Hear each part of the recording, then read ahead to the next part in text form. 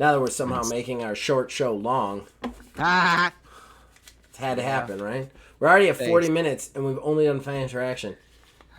It's mind-boggling how we managed to do this. it's been a very long 40 minutes because I noticed a spider in the corner of my desk had made a little web, and I've just been fucking staring at it the whole time, just making sure it hasn't done anything. Are you gonna kill it? I need to dispose of it here. Take a break. Kill the spider. We'll wait. We got time for spider killing. I only have sticky notes. That's risky business, depending on how big they are. I think I lost it. That's not good. Don't tell Kayla about that. Time to get your fix.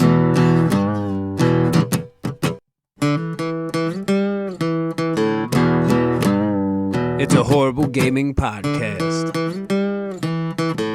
It's not good. It's not great. Horrible gaming podcast. It's not even what you would call fair. It's really not that good.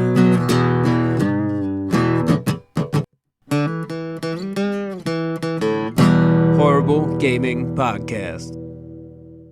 Hello, my name is Zach Rye with Old Man Gaming, and you, dear listener, for whatever reason, have decided to tune into another horrible gaming podcast. But I am not alone. Usually I am never alone. With me is... Neil, aka Tiny Wizard. And we're here. I want to let you guys know ahead of time, it is going to be probably a short show. We are just going to do fan interaction and news. We're going to skip the talking point today. This is mainly my fault, but it was an uncontrollable fault. My kid got, parents will understand this. People who do not have kids will not. But kids sometimes get incredibly sick for 24 hours. It's because their little bodies are so hyped up they fight off the virus really fast. So Stella got super sick over the night, Saturday night, had a bunch of weird nightmares too. So we woke up real late on Sunday, and then Melissa wasn't feeling good. I got a migraine, which made me think that I was getting sick, but thankfully that's over with now. But yeah. So we didn't record on the normal day that we record. We're recording on Monday instead of Sunday. Meaning, Labor Day. Yeah, Labor Day. I'm doing double duty on Labor Day. It has not lost on me. But yeah, so we're going to record this, and then I'm going to edit this. So we're probably going to do a little bit of a shorter show today. But, I mean, the news has been slower anyway, so we're just going to hit the news. We're going to hit the fan traction. We're going to hit the parts you guys love, and then just move on.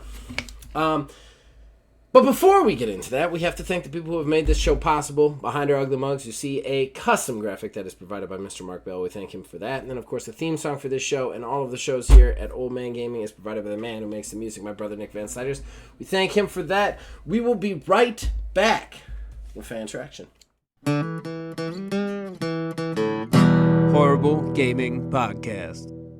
This brings us to our first segment, our most important segment. That is fan interaction. That's where we, the co-hosts, we talk to you guys, the fans. We are a smaller show. We have less than 500 subscribers for now. And we just are trying to, because of this, we can communicate with you guys directly. We can read out your comments. We can talk to you. It's nice. It's nice. So we're going to read out your comments everywhere we remember to look for them. So let's get into it. Right off the bat, Jason, ketchup does not belong on mac and cheese. Mustard does. Ketchup That's somehow worse. Yeah, it is. How is it somehow worse? He was he took himself out of sociopath and then somehow made himself Dexter level serial killer in 2 sentences. Just now. Ketchup does not belong on eggs either. Correct. Cream cheese does. I actually do like cream cheese with eggs sometimes, depending on a certain situation. What? Yeah, I've heard of this. I don't get it straight. Usually it's with some sort of scramble or something. You know what I mean? Yeah, I was gonna say I will say that there is an argument to be made for maybe some milk or heavy cream in for a scrambled egg, because that can get a little bit of fluffiness. I've put milk in eggs for scrambled eggs before, so yeah, I could see that. Yeah. But I'm not thinking like a pad of cream cheese slapping it on there. Moving on, he reposts ketchup does not belong on mac and cheese, mustard does. He really wanted to hammer that home, apparently. Agree to disagree. And then he says, wait, what's wrong with toasted ketchup buns? So at this point, I'm going to say to you, Jason, the same thing that I said to Neil last week. I am going to move on and pretend that I never read these comments. For if I did read these comments, I would have to move you into the sociopath category. And I don't want to do that. So we're just going to move on. We're going to take steps and just move forward with me excurbing that from the lexicon. I think I still would be able to eat the toasted bun with ketchup on it as an adult. I think I could do that and enjoy it. Moving on. You're just grossing me out and making me think less of you. We've got to move on. It's like a superpower. All right, William Hohen. I gotta pop back because William Hohen made a post previous. I've got to pop back to them. Make sure I get them all. So everybody bear with because I was not prepared for this. Go me. Right? Okay, so comments on this one. There he goes. Okay, so way back 2 episodes ago, he says, "Hi!" exclamation point. I am back from summer vacation. Thinking of the internet turning me into a bee makes my brain go bzzz. Okay, this is old news. I'm gonna keep my comments for newer episodes. Thanks for the show. Hashtag Nostradamus. Nostradamus. And then I don't know if he commented again on the week before last, but we will check real quick just to make sure we catch them. We catch what we can catch. Wow, doing it live. Yeah, doing it live. Right here. The sausage being made right before your eyes. Hi! Exclamation point. Woo! 3 contemporary games that are gonna need that are going to stand the test of time. Huh. Okay, here's mine. I agree with Baldur's Gate 3 and Skyrim for sure, even though I won't nominate them since I haven't played them. As for Undertale, I really don't think it's gonna stand the test of time. It 100% changed the indie landscape, had a big impact on the gaming scene, but tried it for a few hours the other day, and man, did I thought it was average at best. Sorry, though. Hey, man, everybody's got different opinions. Yeah. Everybody's got different opinions. Okay, here's mine for real now. Nier Automata. Nailed storytelling to a level rarely seen in games. Looks great, and it's crazy fun to play. The soundtrack is just so good. Ninja Gaiden Black. Is it too old? ?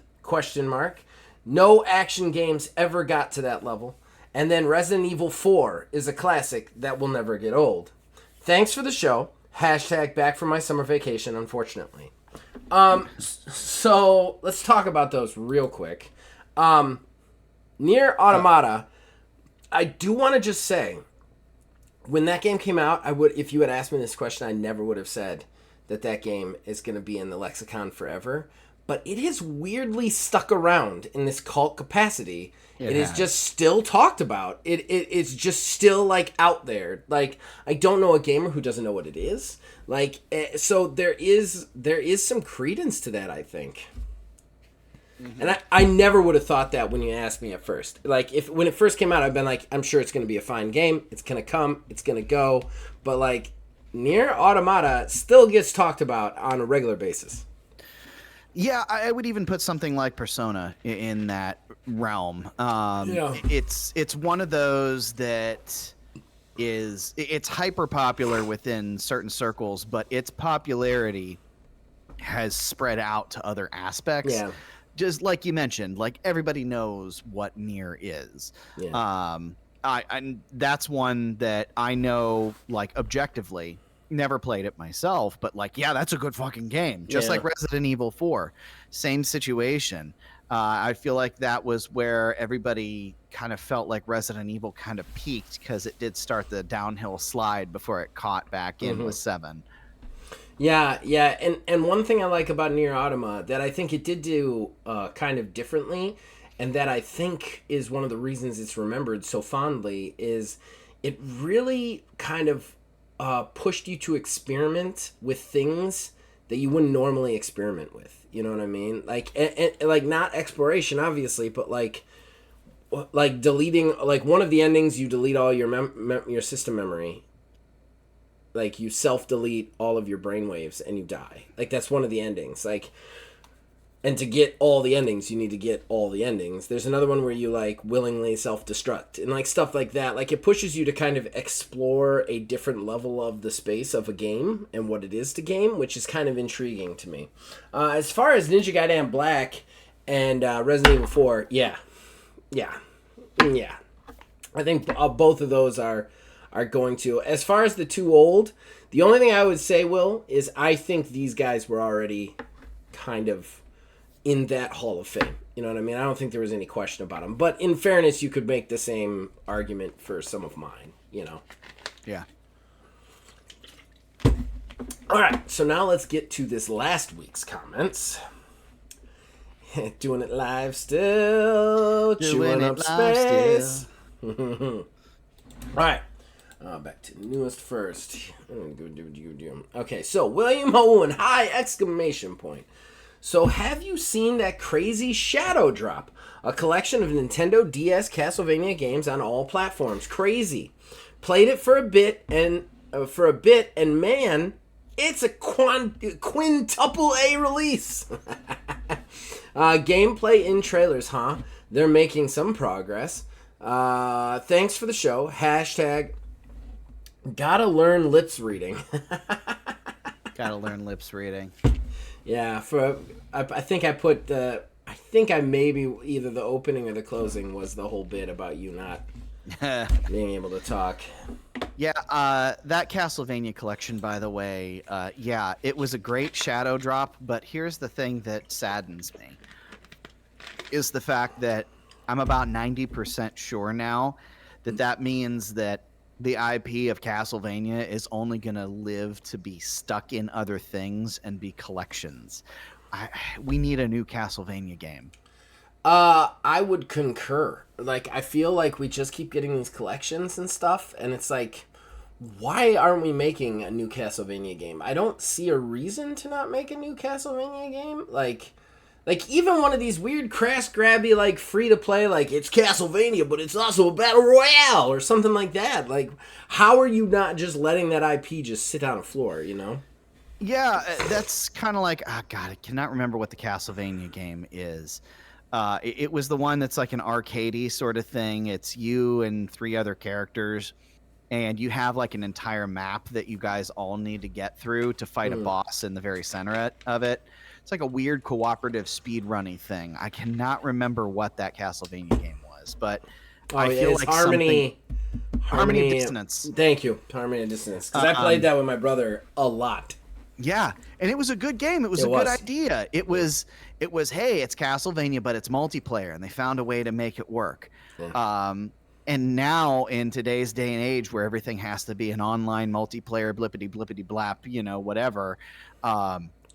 I feel like bring that back, or something adjacent to that, or make a new Castlevania game in the vein of that, instead of like, I don't know, sticking Alucard in Fortnite or whatever the hell they're gonna do. Yeah. I think that I mean, you can't tell me that Castlevania isn't ripe for a roguelite too. You know, like Dead Cells did the team up.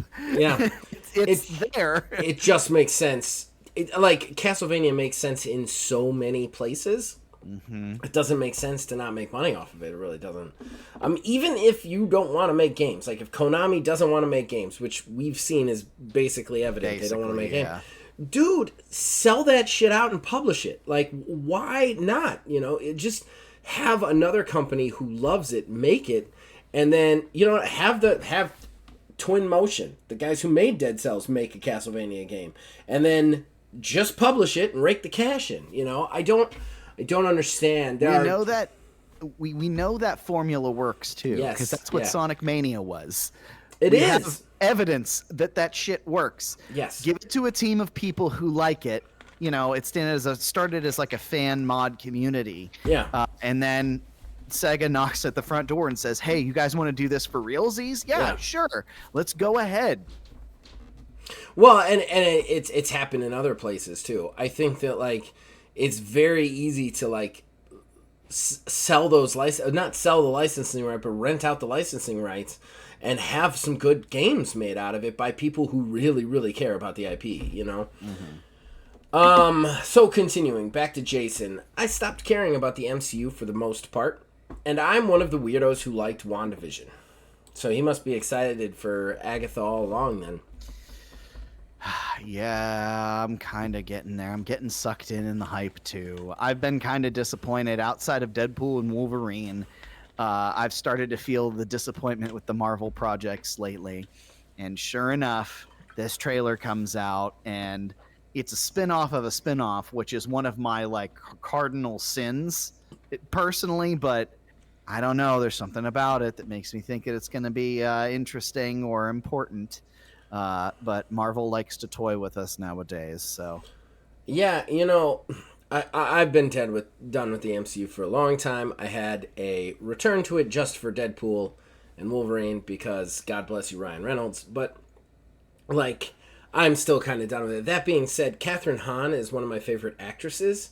I think it's weird that she got stuck in this weird kind of Agatha role. You know what I mean? The Witch Agatha, like, of the things that she could have gotten. Like, she's such a talented actress to be relegated to the weird shows is very strange to me. Still, I almost got sucked in just because it's Kathryn Hahn in the center and it's all about weird witch stuff, but I will still avoid it. The only thing that I'm considering watching is that Daredevil show. I'm not gonna lie. Because Daredevil. Mm-hmm. Because Daredevil with Punisher, John Barenthal Punisher, and Daredevil. Yeah, all the way good. And they're going back to the street level stuff, which, you know, I have to say, tiny Marvel corner, just because we're not having a real show. Sure.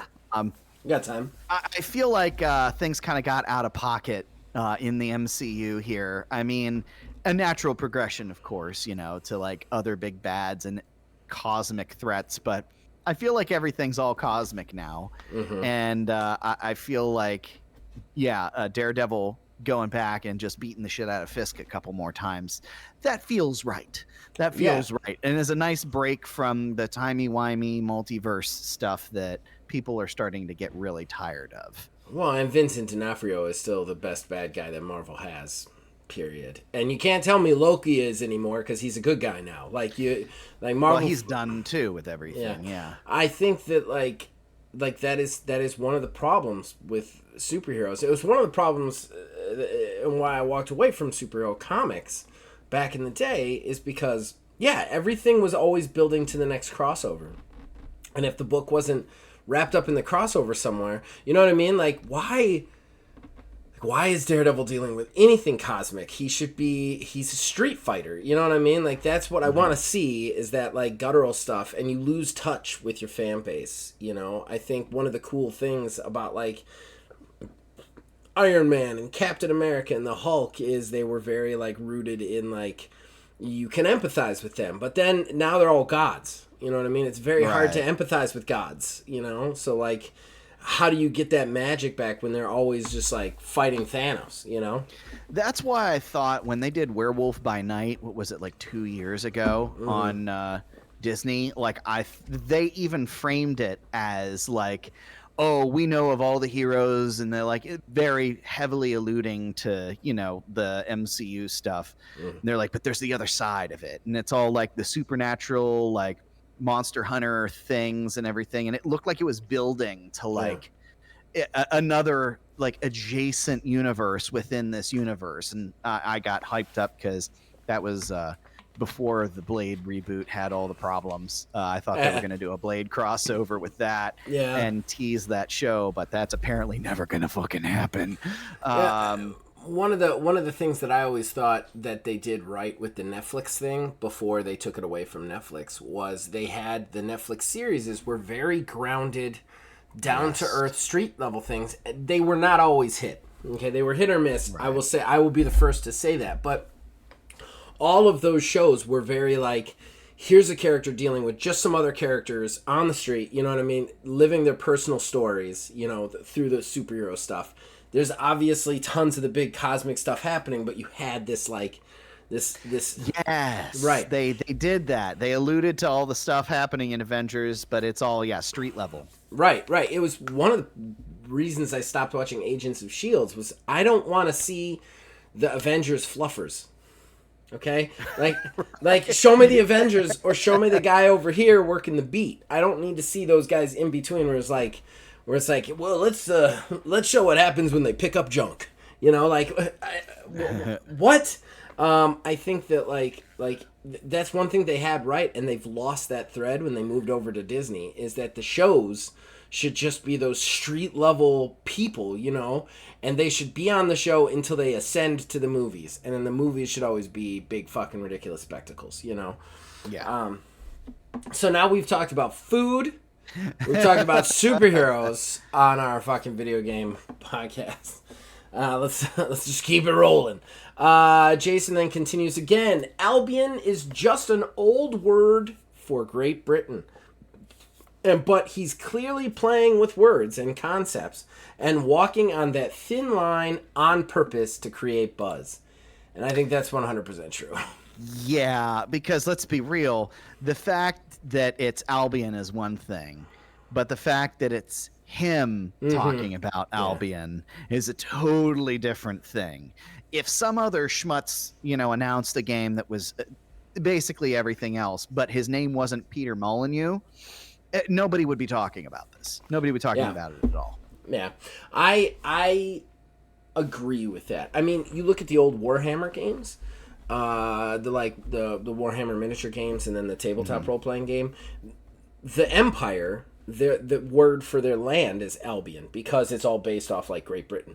And like, so that's not wrong. It's definitely been used a lot for like in place of Great Britain. But again, it's Peter Molyneux, the guy who did Fable, who made Albion kind of famous in the video game space, doing a game called Albion. But yeah, so I think he's definitely walking that fine line. Jason then says games have conned, yes, and they will con again. They continue to con in perpetualness, in perpetuity. Cons to be conning. And then Jason says, it's boring when everyone agrees on everything. I will say, I will agree with you. However, I hear you, Bolton, and raise you a yawn. So. I agree with you. However, I am really sick to death of people screaming at each other without listening to the other person, which I feel like is the entirety of social media in America, well past game space. It's just like nobody's even listening to anybody else. They're just yelling at each other at the top of their lungs. So like, yes, it is boring when everybody agrees with everybody. Also, I'd like it to be just a little bit more boring in America. That being said, I do hate the idea of like everybody says this game's great and everybody says this game's great, you know. It was nice coming out of Gamescom, and I did watch some more like secondary videos like Fextra Life and like those kind of guys like got hands on as well.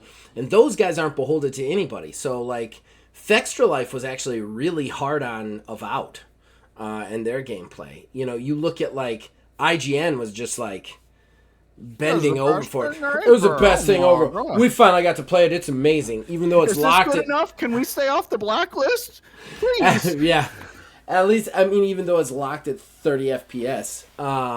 Whereas Fextra was much more like combat does not seem balanced. Like exploration is really good, but it's really hard to play a magical character and almost not worth it. Also, there's constant frame rate dips, even at 30 frames per second. The performance wasn't doing so good. And like that's something I appreciate that came out of Gamescom is you have also a lot of these people who got access to these games because of Gamescom who aren't beholden to IGN or Games Company, and they can give us actual ideas of what's going on behind the scenes, you know? Right. Yeah, I feel like the game journalists now are like the indies more so. The ones who are willing to fall on that potential sword of like being blacklisted because they didn't say the right things about the right game to the right people. Yeah, yeah, and I think that it is nice that we got some access from some other people who could give us kind of more fair shakes on things. Yeah. Continue. Asylum jumps back into the comments. We haven't heard from him in a while. It said, I'm starting to wonder if Game Pass is worth it. Few games interest me these days, and it's usually not the ones on Game Pass. And the ones that are on Game Pass hardly pass as complete games. And, you know, we've talked about this a lot, especially in the wake of their price increases, their overcomplicated price increases, and now the fact that they're going to basically just post their exclusives on Steam long before it comes out on Game Pass and just pretend that they didn't launch it. Dude, I'm with you. I think that, like, again, my price only went up by like $3 and I was only paying $10 on PC. But for a console gamer, I would have a real hard time justifying it, especially if I'm on the ultimate tier at $20. Just because, and if you had asked me 2 years ago if I could justify it, I would have 100% said yes. $20, no problem. It's too cheap right now. But since then, the way they've treated console gamers, like, and how they've treated their exclusives going forward, I would have a really hard time justifying that $20 price tag. I mean, just the Towerborn thing would be enough for me to kind of walk away, because if that's the way they're going to do things moving forward, so I'm paying for the exclusives and not getting the exclusives, like, what am I doing here at that point? Yeah, honestly, the Game Pass has kind of gone that way. Like you were mentioning, I too had always said, like, I feel like I'm stealing by having Game Pass the way that it is. But the problem has been two separate things that have snowballed off of each other. Microsoft hasn't really been putting out any first-party exclusives, like, at all. So much so that everything that they had for launch with Halo Infinite was just on a box because the game came out, a year and a half later. So then they put all their marketing towards Starfield, and Starfield came out the way that it came out with, you know, not a whole heck of a lot of people playing it still. You combine that with everything that's going on with the exclusives, like, oh, well, everything's not actually exclusive, or it's like 2-month, 3-month, 5-month exclusivity. Okay, well, it's going to go somewhere else. We pick and choose what's actually going to be an exclusive and what we think is going to make us money. And oh, by the way, Game Pass, if you want those day and date games that we don't have, you have to pay more money, or else wait until eventually you get to have it. It's not necessarily great, honestly. If I didn't care about the ability to do like xCloud for streaming, I probably would have already kicked down to PC Game Pass, because I really only play Game Pass games on my computer, because Kayla has her own subscription now. Right. So I don't need to do the thing where I sign in on the Xbox and then she plays while I'm signed in, and that loopy doopy stuff.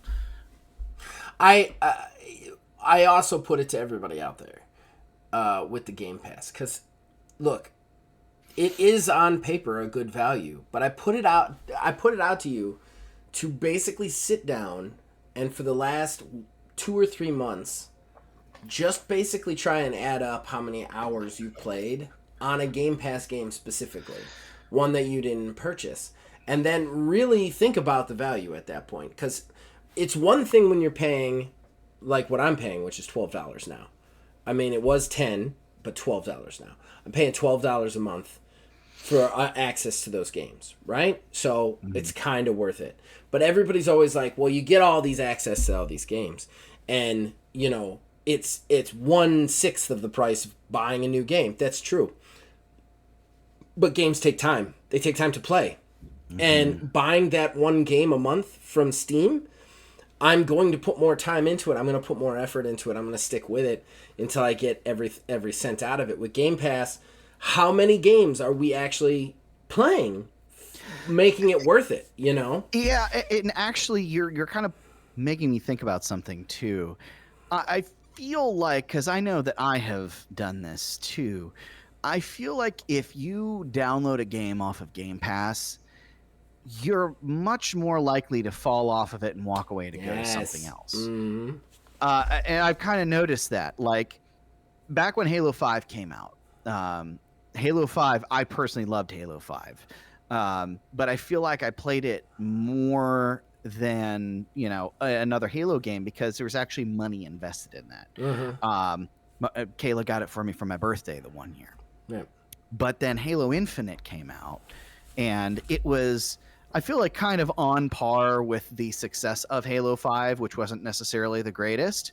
That came out, and I was on it for 2-3 months maybe.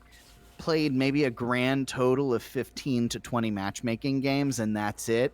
And I haven't even thought once about touching it because I didn't pay money for it. I'm paying monthly for the subscription for it, but I'm not actually, like, I didn't buy it. So, it's kind of like a buddy let me borrow a game and I wasn't jiving with it. I feel like the idea of Game Pass may make us fall off because we aren't invested. Or not getting our money's worth, rather, to pick it 100%. I think that, like if I sat down and looked at all the Game Pass games I've played in the last 6 months, I've played a few times with my daughter, which has been nice.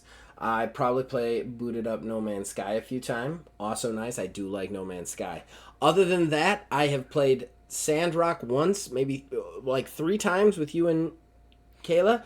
Every other hour of personal free time that I have played, I've played on a Steam game. So, like, what exactly am I getting out of this? You know what I mean? Right. What is the goal of this? I mean, I'm not going to get rid of it yet because it's still kind of worth it because something pops in there that I do want to play. I can play it, and $12 isn't that much. But $20, I don't think I'm spending $20 for this. I'll just save that $20 and buy a game next month. And that's the other thing too. Most of the games that people are really into are the AA games, the like indie games. Those games only cost like $30 to $40 usually. So like, what are you losing at that point? I don't know. Like 2 years ago, definitely I would, and I stand by it. But now, after what they've done and what they've showed us they're going to produce, we have no games on the highlight on the horizon that don't have big asterisks next to their names. We have none of them from Xbox. The Towerborn, asterisk. It's already on Steam and they're selling it there. Avowed, bunch of asterisks for performance and quality. Like, all of the big name Microsoft games coming out, Call of Duty 6, asterisk. World War, like, all of these games that are coming out for Xbox and exclusive Xbox games, there's huge asterisks next to them that weren't there before. Now they're there. So you're asking me to pay an extra like $5 for a subscription to get games that the only good one you've come out with, you fired the entire studio. So like, Indiana Jones, asterisk. PlayStation guys get it too. PlayStation guys get it too. Steam guys get it too. Who gives a shit? Like, big asterisks next to everything that they've got coming out. I think they had even said too, Doom: The Dark Ages is going to be the same thing. Sure, why not? They are at a position where they don't need to worry about our feelings anymore, and they're not going to. Like, they've shown that they're not going to. But with that said, I'm not going to spend any more money for that. Like, I certainly wouldn't spend $20 as a console player, especially knowing that PC players get everything I get for $10 less. Like, that's crazy. Like, that right there is an affront. That honestly, when we were having that show about it like a month or so ago, we were talking about that. That was the one that made me kind of like, oh wait, what? Like, 2 and 2 weren't going together until that you'd said that. The only thing I don't get is the weird like free movies and shit on Amazon that you get every once in a while, and then the reward point systems. there is a bunch of challenges that I can't touch because I have to be an Ultimate member. The only reward challenges that I can get through PC Game Pass is like play a PC game and then play that stupid Jewel game on my phone and log into Xbox. That's it. That's all I get. That being said, though, I can go to Bing.com, log in to my Microsoft account, and do all their stupid challenges and get 2,000 reward points a day. So, like, it's so the amount that you guys are paying $8 for on console is asinine compared to what I'm getting compared to you, you know? Mm-hmm. And the people in between, I would be furious if I'm paying $5 more and I'm not even getting the games day in, day one, whereas PC is. Like, that's insane, you know? Yeah. We've talked about this too much, though. Let's move on. Asylum then jumps in again. Good point on the format of Gamescom. I didn't even notice. Too busy crying that not too many games interest me. Well, here's the thing. And I think that was part of Neil's problem, too, was the content did not target you or Asylum 66. But being that I attempt to be a video game journalist, whether or not that is successful, I'll let you guys be the judge. I try to stay objective on these things. And I will say, this show had more content for me specifically than I expected, like Towerborn, like Ava Untold, like Civilization 7. Like, there was a lot more content for me than I was expecting, you know? That being said, I try to stay objective about these things, and objectively, the format of Gamescom was superior to any other game show we've got, especially that fucking Summer Fuck Fest, which is just trailers and then fuck off. Like this, we've got gameplay of every game they showed, other than maybe Borderlands 4 and a couple of other little teasers. We got gameplay for, and that's a huge thing, you know? Mm-hmm. Moving on, Jason says, steaming pile of apples pies go great with cool gob of vanilla ice cream. I have no idea if he was ever insulting Skyrim now or not. Success, Jason. You have confused me. You have confused me totally. In total. I don't know. And then Jason finally finishes off with, everyone is excited for GTA 6, but I just can't. Neither can I. I am not in any way, shape, or form excited for GTA 6. No. It's just not. I am still completely baffled by GTA 5's success. Like, yeah, they managed to really resell that thing. It was almost like a Skyrim level, honestly, dude, with so the many amount times. of times they re-released it. And it still keeps selling. There's tons of people playing it. Probably the most successful game of all time. I've tried to play it. I tried to play the online. It's terrible. You just get trolled the entire time. I don't know why anyone would want to do that. And then the single-player game was okay, but it wasn't nearly... I didn't think the story on 5 was anywhere as good as 4. So, like, I thought that took a drop, too. But 5 is, like, the mecca of games. I do not understand this. I'm the outlier. I understand that. But GTA 5 is overrated for me. And GTA 6 is going to be overrated too. I mean, there's definitely probably a little bit of low-key hatred because GTA 5 got all the updates and Red Dead Online got none of the updates, and that's the one that I liked. Yeah. But, yeah. So, that was our last comment, sir. Do you have anything else to add, or are we going to jump into news? Let's go do the news. We'll do the news. Take a break. We'll be right back with news, guys. Horrible Gaming Podcast. As previously mentioned, ladies and gentlemen, we are going to be skipping our talking point so that I can edit this. So, we are going to go straight to the news. In this segment, Neil collects smaller news stories that don't necessarily deserve a talking point, but we want to let you guys know about them. We want to riff about them. He wants to tell me about them. So, Neil, how many you got today, man? Oh, I got 1, 2, 3, 4, 5, 6. That's a lot. Yeah, well, it's a little bit of a mix on this stuff. Some funny ones, some shitty ones, some angering ones. Great. Yeah, Great. you know. Great. All right, bring it on, sir. Well, let's see. Where do we want to start? The Concord story just keeps getting worse and worse. I knew you were gonna have this. I almost sent it to you, but I was is- like, he'll find it. He's into the Concord bashing. Yeah, it shows up in my news feed all the time here.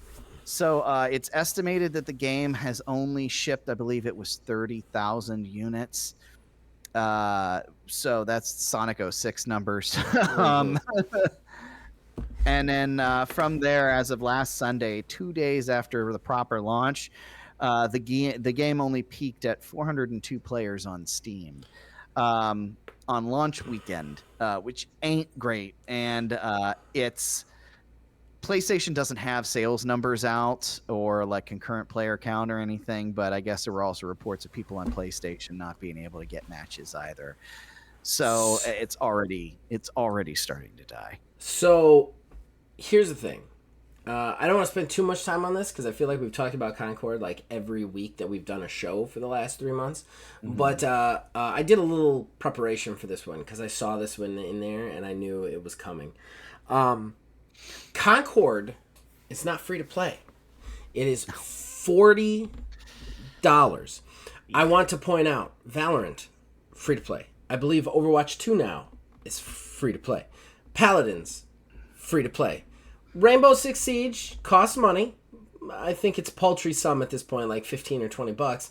That being said, Rainbow Six Siege came out like 10 years ago, so it was in the early times when there weren't a ton of free to plays out there and already has its fan base.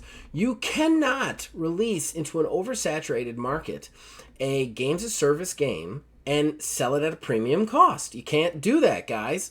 The other thing, and I think that is directly why this game did not sell, is that anybody looking at this game goes, I'm just going to play Valorant.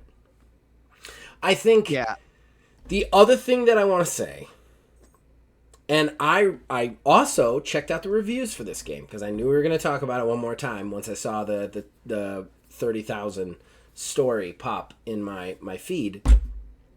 The reviews are all decent. All of the reviews are like, this is a really good game. The gunplay feels great. The only thing it's missing is like all of its modes have kind of already been done before, so there's nothing really new, but they're all solid. So like it's like Overwatch's payload escort, and you got a King of the Hill in there, and it's just very straightforward, already been done before. So it's a good game. This is what I've been saying. You're in a market. Games as service is not a market that has new players coming into it all the time. It's not a market that's hungry. The players in it have chosen their games that they are always going to go back to. They're always going to return to them. They're going to play them again. They're going to go back in for the battle passes. They've chosen them because they're huge time sinks. I understand that the companies want to get that money, but you just can't look at what makes the most money and go, we'll just do that, because people have already done that. And you can't make it work now. There is no market for that. One of the reasons that narrative-driven story games sell so well is because the people who play them beat them and then want a new one. Mm-hmm. They don't go back to it and play it for 4,000 hours, okay? No one's putting 4,000 hours into God of War 2, okay? Mm-hmm. They're beating it. They're finding all the hiddens, maybe, and then they're moving on to the next narrative-driven story. It's the biggest thing, and I'm a games of service guy, okay? I've said that repeatedly. Some of my favorite games are games of service games, okay? But these companies, I don't understand why they got it in their head somewhere. Somewhere there's a spreadsheet that proves that the best way to make money in gaming is games of service games. Yeah. It's not. It's not. The only reason a game makes money is because it's a game in a vacuum. Like, even if Destiny 2 makes the most money over here, right? In the games of service, whatever, it makes the most money, that's fine. But you also have to look at who's giving the money. And if they're people who are giving the money to Destiny 2 because they love Destiny 2, they're not going to play your, Destiny 1. They're not going to play your knockoff. I'm sorry, they're not. Concord may be the greatest shooter ever. It's not going to be successful if it does not have a free-to-play market in a free-to-play market space. You cannot charge a premium cost in a free-to-play market. And it's not going to be successful if there's too many games already there that people are already committed to. Okay? You want to be better than Valorant, you got to be better than Valorant to take people away. And even then, people might not move. That's the big risk, you know? I think at the end of the day, they've shot themselves in the foot, and I feel bad for anybody who actually bought this game. Because you imagine paying $40 for a game on its opening day and not being able to find a match because nobody else is playing. Like, you have basically wasted $40 on loading screens. It's terrible. Yeah, like you'd mentioned, whenever these games they try to copy the same thing that's been done. You cannot get that same level of success because it's already been done. Nobody's gonna, if it's the same exact thing, it has to be better. It has to be better for people to move over. Otherwise, you're just trying to sell something to somebody that they already have. Well, and I would argue it's easier to make a copy in a world of narrative game space. You know what I mean? Than it is in a games as service. Yeah. It's way easier to, we're just going to do a Nathan Drake. It would be way easier to do that and make some money off of it. Star Wars just did it. Star Wars just did it. Just did it. Like, that's what you should be doing. You shouldn't, like, if a Nathan Drake. I mean, that's it. Instead, they try to make Valorant or Overwatch, and it's like, look, man, those markets are tapped. Okay, everybody who wants a Valorant game has Valorant. Everybody who wants an Overwatch game has Overwatch. Like, they don't need your shit. They don't need it. Even if it's as good, they don't need it. They've got what they wanted already, you know? Mm-hmm. Okay, so, next. So, something that kind of makes my blood boil a little bit. Okay. Capcom has announced the Fighting Collection 2. Not to be confused with the current Capcom Fighting Collection that's going to be coming out here sometime this year. I don't understand why this is happening this way for any reason other than more money, please. I would have, had you combined Collection 1 and Collection 2 into a complete $60 package. Granted, for a bunch of re-releases, we've complained about this before, but I think there's enough there to justify a $60 price tag. But instead, they're going to break it up into two separate $40 ones, probably, if not $50, if I'm being completely honest. Yeah, it's fit. I hate this. This is what Capcom's been doing lately. Yeah. And it sucks because it's been working, and they've, like, I think it was like their last financial quarter or something like that, they put in record profits. Yeah. Because they're just paring down what you got before in a complete collection and paying more because they know that people will pay the $80 total to buy those two packages instead of buying one at $60. It makes me extremely nervous for Monster Hunter Wilds, which looks like all the way around a really awesome game. And Monster Hunter, I didn't like Rise, but as far as like its release, like how much it costs and its schedule, like you like they've had this kind of like system of like the game comes out, then we give you a roadmap, we give you some free monsters, some free extra hunts. We do that for the course of like a year. Then on the next year, we release a big DLC that's like $10 extra.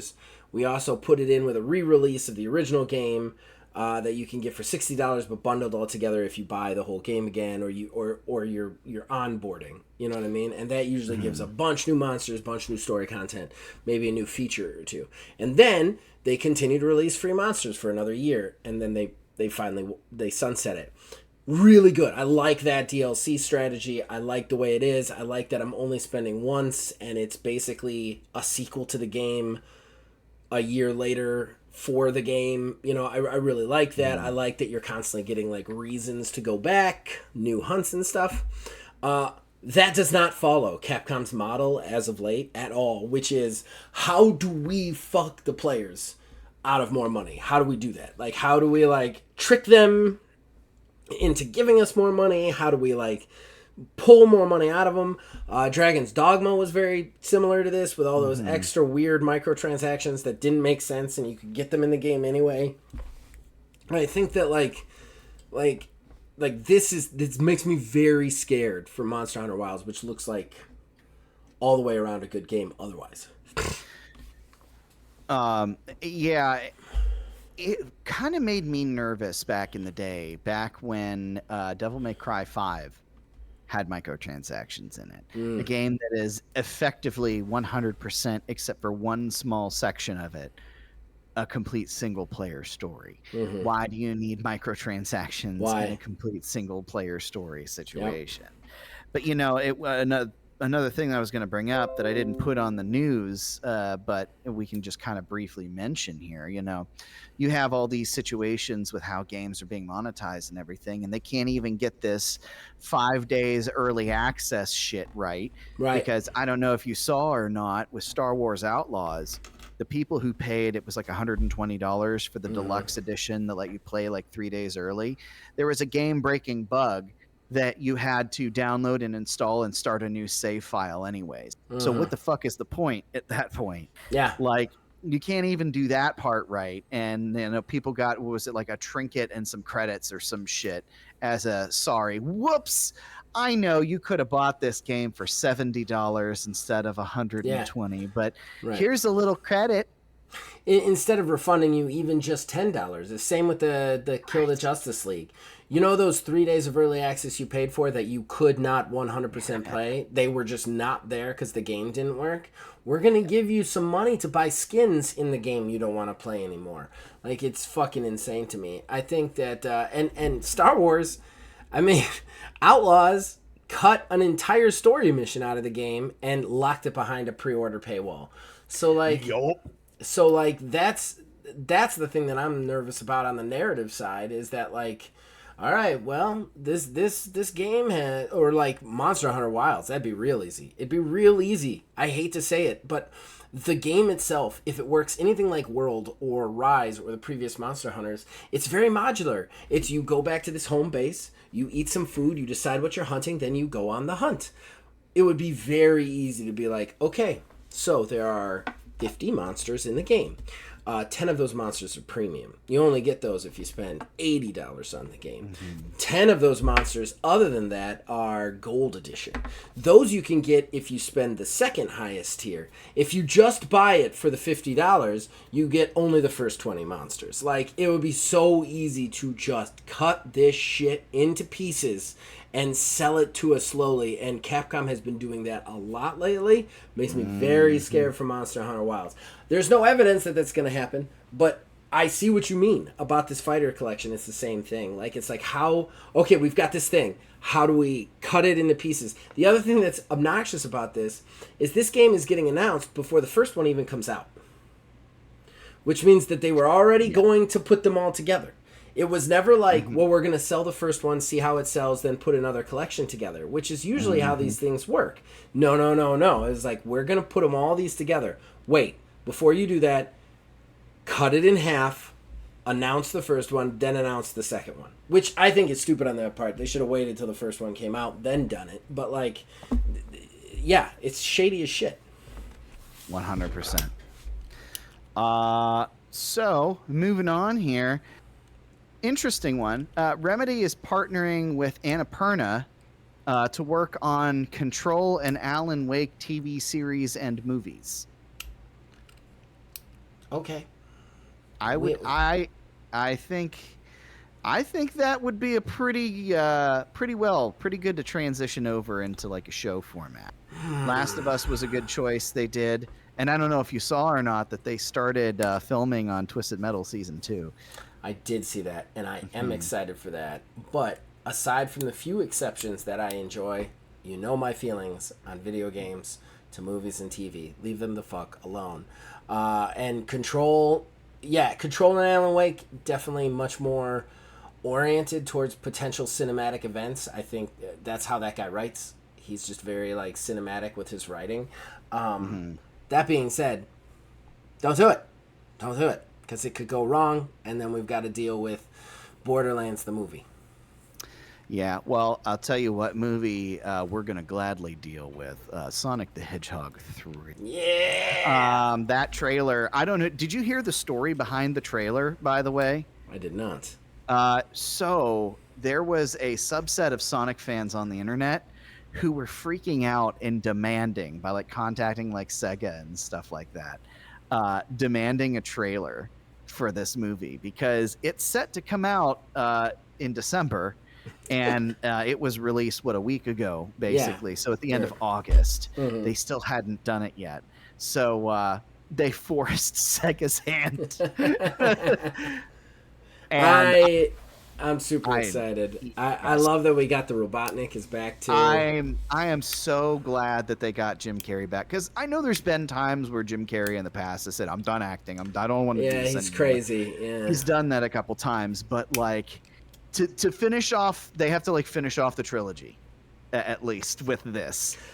I am gonna say I think it was a really weird choice to make Jim Carrey Grandpa Robotnik too. Oh, also Gerald, yeah. Because I thought they're gonna get somebody to play Gerald Robotnik who's not Jim Carrey, so that they can transition into him being the main Robotnik instead of Jim Carrey, so Jim Carrey doesn't have to do anymore. But now it's like, nope, we're doubling down on Jim Carrey. Like now he plays two roles, you know. I will be very curious to see, just because of Sonic 3 and how it's supposed to be heavily influenced by Sonic Adventure 2, with the Knuckles show, how much Gunn is going to play into everything. I think because that's when Gunn really started showing up. Yeah, I think it's going to be huge. I think they've already kind of set that in motion with the trailer and the Knuckles series, which the Knuckles series I truly enjoyed. It is batshit crazy. It is crazy. And I loved every second of it. I was like, I cannot believe that people gave them money and this is what they did with it. There is a jousting match between a motorcycle and a bicycle in that. Like there is a fight scene between Knuckles, bad guys, and Stockard Channing's 80-year-old fucking ass in a kitchen. Like, there is craziness in that. Just craziness. Tahava Nagila, if I recall correctly. Yes. Like, that show is nuts from start to finish. Like, it's all about bowling. Like, I loved it. I loved every second of its weirdness. I think it might have been too much for Melissa, but I was just sitting there like, this is amazing. It definitely was a lot at some point. It was. I was down with it. I would have appreciated if they turned the volume down just a smidge on the crazy, just the tiniest itty bitty babyest bit. I understand what you're saying. I was completely okay with the crazy being on a 20 out of possible 10. Like I was just like all in for Cary Elwes coming out. It just decked head to toe in British shit. Like to be a bowler, like you got Cary Elwes, Mr. Princess Bride, to play a deadbeat dad bowler in a superhero franchise. Like that's insane. If somebody had pitched that to me, you know what the show's going to be about? It's going to be about that fucking numbskull deputy trying to bowl against his deadbeat shitty dad. What? The Knuckles series? And halfway through, we're going to turn it into a musical show number. Cardboard cutouts. My God. It's going to be fucking wild. We're going to get the Lonely Island guys come in to write it, too. Like, it was just lunatic bananas. and I was all there for it. I was just like, oh, okay. This is what we're doing? I'm in. I can't believe you got Idris to say some of this shit, too. Like, did he read the script and he was okay with it? Like, I have new respect for that man. Yeah, that movie looks really good. So, from there, we are going to move along here to PlayStation. PlayStation is rumored to be showing off the apparent PS5 Pro console that's all but confirmed at this point, at the end of September sometime here. And it's set to launch by the end of the year. Now, there are a lot of estimates out there on cost, and a lot of them, rumors, are pointing towards a $600 Pro console. And it is unclear as it stands right now if they're going to do an all-digital and a disk drive version that could potentially cost even more than that. Bad read on that.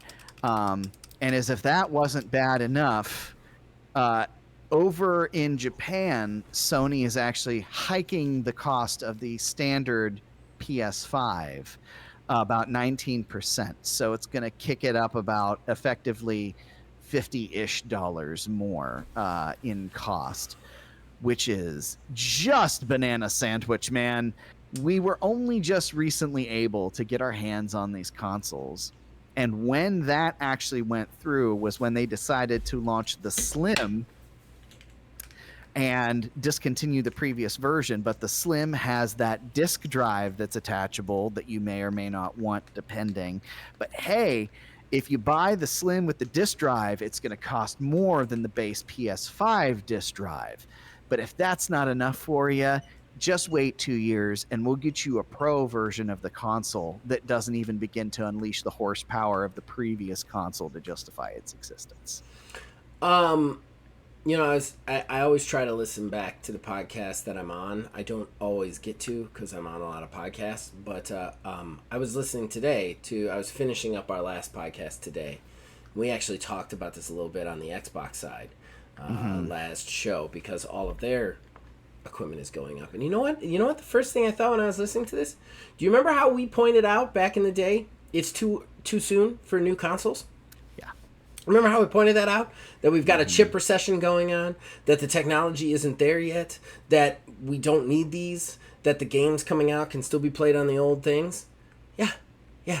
This is when the new consoles should have been coming out, and I don't think anybody would be nearly as upset as they are right now. Like if they had just released these consoles at $600, I certainly wouldn't be as pissed. But instead, we got shitty versions of these for 2 years. Then instead of allowing us to still buy those, you're discontinuing them and forcing us to buy upgraded versions that should have been the original version in the first place for higher prices. It's just nuts. You should have never made the consoles in the first place. You should have never released them in the first place. You should have let them cook for another 2 to 3 years. But instead, we are now in this position where you are releasing the consoles that should have come out 3 years ago. Yeah, and we can't get a consistent 4K 60 across the board. No. And in fact, we just talked about how recently I'm one of those crazy people who still keeps all of my boxes for my consoles because reasons. And that box on that PS5 console says that it can do 8K games. I don't know where the 8K games are. Yeah, where are they? But I don't know if it's time for him to be on this PlayStation 5 Pro that I will be astounded if these things fly off the shelves. Well, and I would say too that we don't even need the horsepower that they're kicking. We still don't even need the horsepower that they have right now, really. Yeah. When you look at it, half of the games that we've got coming out don't even run at 60 frames per second.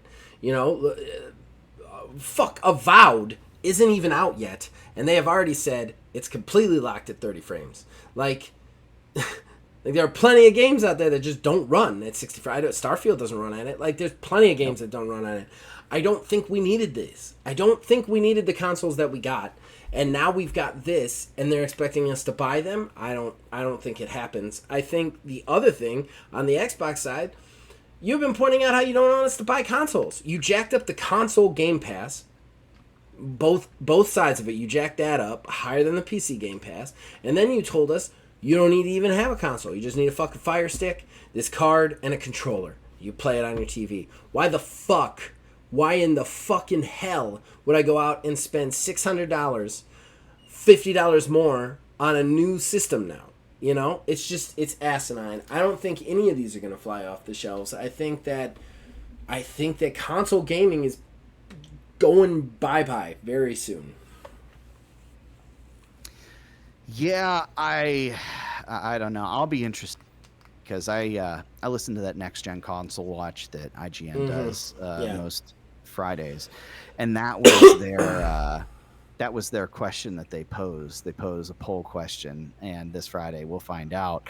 It was, what is the price threshold that you would want to get one of these things at? And one of the answers was I'm not buying one because I definitely I'd be interested. I'd be interested. No, the new consoles again. Like there's no reason to get them. They've told us that there's no reason to get them.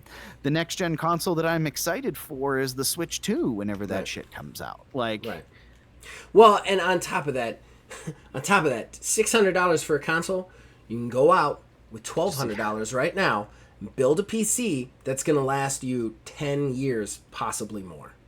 Mm-hmm. Like, why? Why pay $600 for a console that's going to be dead in 4 years? It's just dumb. It's dumb. Very dumb.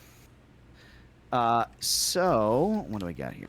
I got 2 more here. So, this first one here, a bit of interesting news that has made me kind of GameStop in, I guess, a more positive light.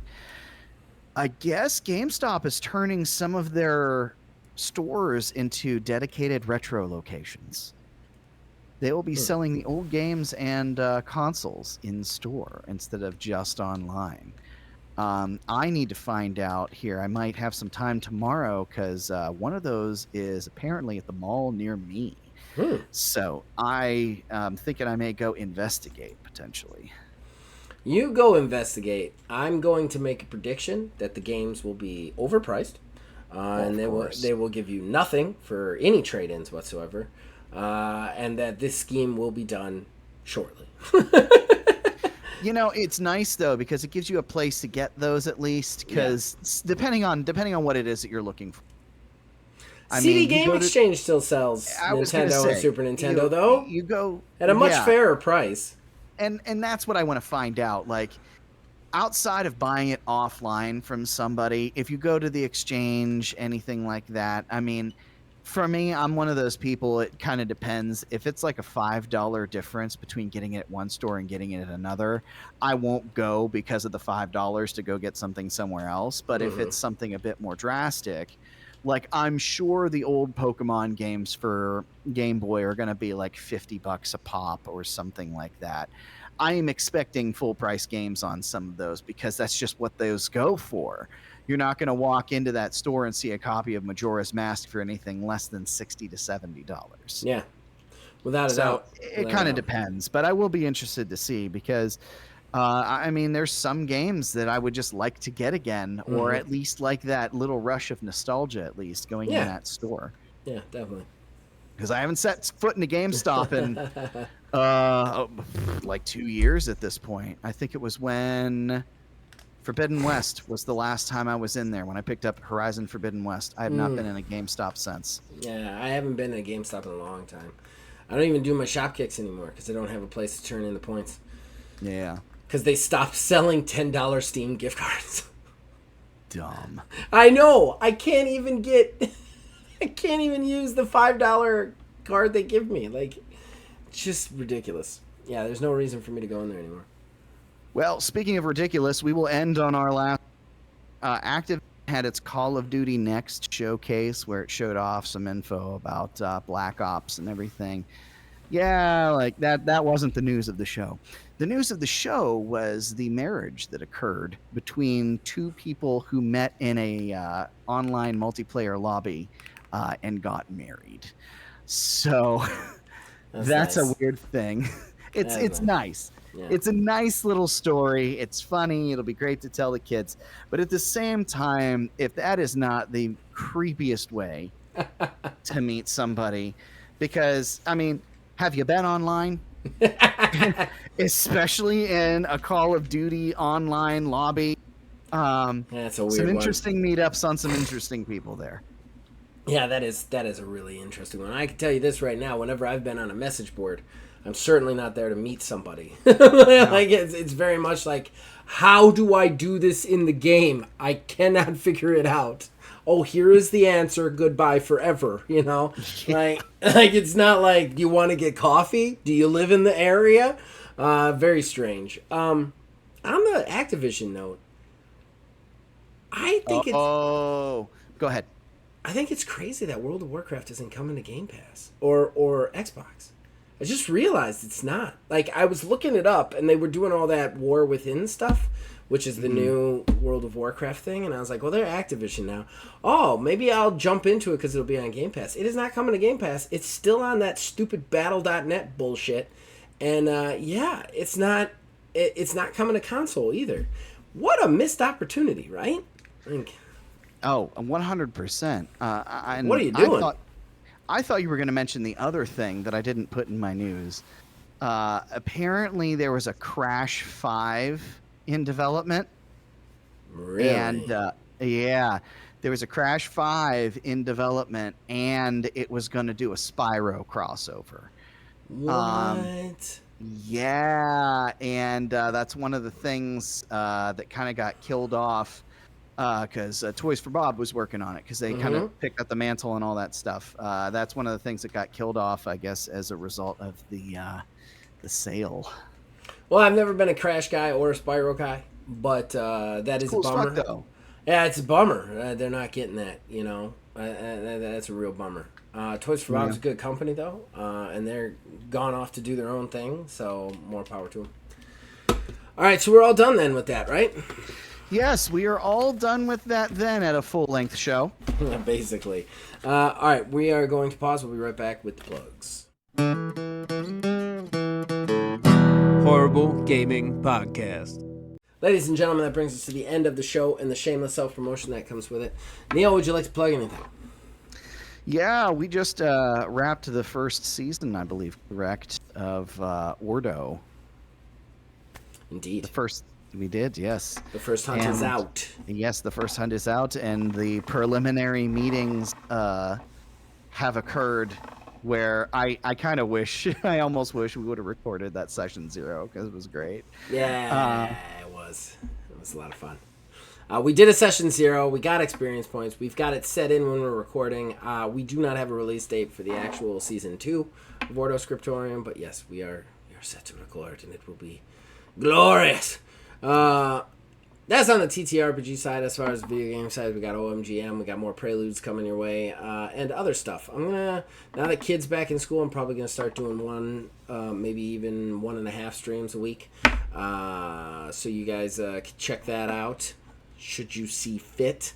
I also think I've got a review coming. Do I have a review coming? Are all the reviews out? I think all the reviews might be out. I don't know. In any case, you guys can check out everything we have to offer here. You can also get our merchandise, our shirts, by going to wizardsrespite.com, going to merchandise tab, the shop tab, and then clicking on the Old Man Gaming. And also check out what he has if you're a TTRPG guy, because it's good stuff over there. Other than that, you guys can reach us on Facebook at Old Man Gaming DH, on X at Old Man Gaming 9. You can join our Discord. The link is in the description below. You can influence us in all of our shows from there. As long as you guys keep watching and you keep listening, by God, we're going to keep making them. My God. By God. We're going to see you guys next week. Yeah, definitely not. I'm going to let that... If I lose a bug, I know I can't tell Melissa because then she won't be able to... She'll be like, I'm going to a hotel until you find it. Yeah, there's been... we've had a couple times... I haven't mentioned anything to Kayla about it, so I'm sure eventually she'll hear about it, be it right now or some other time. We have carpenter ants pop into the house from time to time. Mm-hmm. So the one day I was laying in the bed, just like hanging out, because sometimes I'll do this thing at the end of the day. If there's like 45 minutes before Kayla gets home, I've done all the things I'm going to do for the day. So I'll just like lay on the bed and just chill out and take like a pseudo baby nap. And then I felt something tickle my arm, and I'm like, well, sometimes the cats jump up and kind of like smear their heads up against my arm to like get attention. So I'm like, oh, okay, maybe it's somebody, coming by with their whiskers or something. And it keeps going slowly up my arm. I'm like, what the fuck? And I had, it was 2 carpenter ants. Oh, no. And I was like, oh my God. And it was just like, what the fuck? It was just like, I had bugs crawling